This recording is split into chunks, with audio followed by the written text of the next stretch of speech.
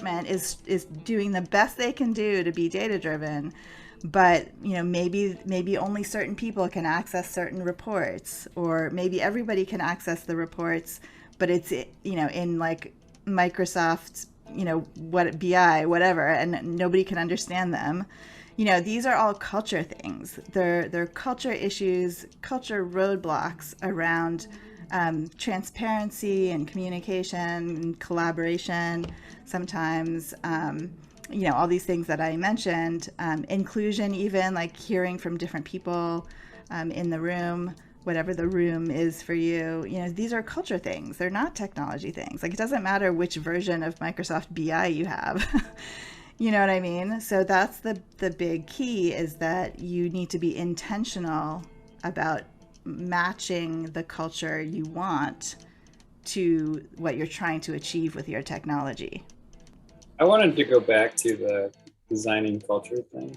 Yeah. And I wanted to just ask, why frame that in the context of design when what you're talking about, there could be many potentially synonymous, but potentially not synonymous terms for it.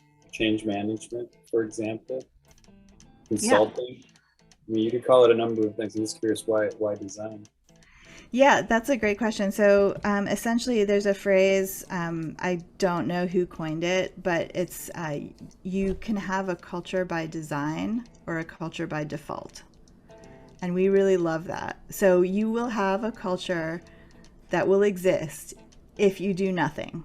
And it could be a decent culture. It could be a good culture, if you do nothing, if you're lucky, so that's a perfect example of intentionality, basically, and of the reason the leadership has to be involved. So you could set a rule that all of your meetings are actually open to anyone who's interested in the subject. If you have like a company-wide calendar, for example, and people can just drop in and you can just admit them, with the admit button on Zoom. You could have daily huddles. This is something we talk about a lot, where you just get everybody in the room for 5 minutes every morning, just to talk about what they're doing today.